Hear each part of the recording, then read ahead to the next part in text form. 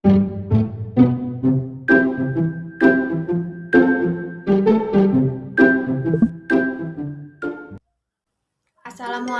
warahmatullahi wabarakatuh. Perkenalkan, nama saya Ica Zahra Depira dari kelas 8A. Di sini saya akan mempresentasikan tugas Bahasa Indonesia LKPD 3 mengenai pola pengembangan teks eksplanasi. Pengembangan teks eksplanasi terbagi dua, yaitu yang pertama, pola pengembangan kausualitas atau sebab akibat. Yang kedua, pola pengembangan kronologis atau urutan waktu. Berikut ini contoh dari pola pengembangan sebab akibat dalam teks eksplanasi. Ini adalah sebuah contoh pola pengembangan sebab akibat dari teks eksplanasi yang berjudul Pelangi. Di sana terdapat paragraf yang menjelaskan tentang penyebab dari suatu proses terjadinya peristiwa. Di paragraf tersebut terdapat kata disebabkan, karena, dan menyebabkan. Ketiga kata tersebut merupakan pola sebab di dalam teks eksplanasi, sehingga paragraf ini menjadi ciri dari pola pengembangan sebab akibat. Pola pengembangan teks eksplanasi yang kedua adalah pola pengembangan kronologis atau urutan waktu. Berikut ini adalah contoh pola pengembangan urutan waktu dalam teks eksplanasi.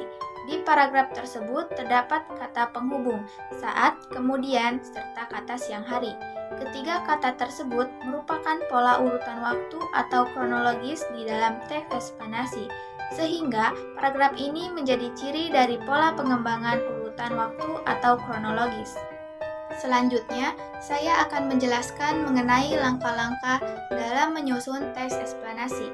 Teks eksplanasi disusun dengan menggunakan kalimat-kalimat yang jelas, logis, dan benar. Adapun langkah-langkah dalam menyusun teks eksplanasi, yaitu sebagai berikut. Di antaranya, yang pertama, menentukan tema atau topik, misalnya tema fenomena alam. Topiknya proses terjadinya pelangi. Yang kedua, yaitu mengumpulkan data. Bahan tulisan eksplanasi dapat diperoleh dari berbagai sumber, seperti dari internet, buku pelajaran, penelitian, dan lain-lain. Yang ketiga, yaitu menyusun kerangka teks eksplanasi. Kerangka teks eksplanasi ini dapat mengikuti pola pernyataan umum atau identifikasi, urutan sebab, akibat atau proses kejadian, dan interpretasi atau kesimpulan. Yang keempat, yaitu mengembangkan kerangka-kerangka dikembangkan menjadi teks eksplanasi yang utuh dengan kaidah kebahasaan yang tepat. Cara mengembangkan kerangka yang pertama adalah pendahuluan atau pengenalan topik, seperti pelangi atau biasa disebut biang lala merupakan kejadian alam yang terjadi karena adanya pembiasan cahaya. Matahari ada beberapa macam warna yang ada pada pelangi. Warna tersebut bersatu, berjajar, dan tampak membentuk sudut 180 derajat. Yang kedua adalah isi atau urutan sebab akibat, seperti kemunculan pelangi disebabkan oleh pembiasan dan penyimpangan cahaya yang menjauhi partikel. Saat matahari terbenam, langit akan memerah karena adanya sinar matahari yang melalui atmosfer yang lebih tebal dibandingkan situasi matahari di siang hari. Terbentuknya pelangi diawali dari cahaya matahari yang melalui titik-titik hujan yang kemudian dibiaskan ke tengah titik-titik hujan tersebut. Kejadian tersebut menyebabkan cahaya putih berubah menjadi beberapa warna spektrum. Yang ketiga adalah penutup atau kesimpulan, seperti fenomena pelangi dapat kita lihat pada saat terjadinya hujan. Ketika matahari bersinar dari arah yang berlawanan dari kita menghadap atau dengan keadaan tersebut, warna-warna pelangi yang indah dapat kita saksikan secara langsung.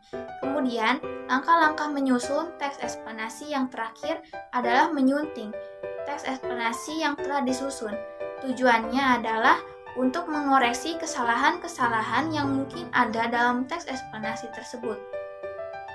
Terakhir, setelah menyunting, sekarang kita menulis ulang teks eksplanasi secara utuh dan rapi.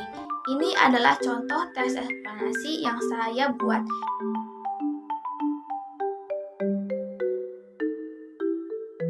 Nah, itulah langkah-langkah dalam menyusun teks eksplanasi. Wassalamualaikum warahmatullahi wabarakatuh.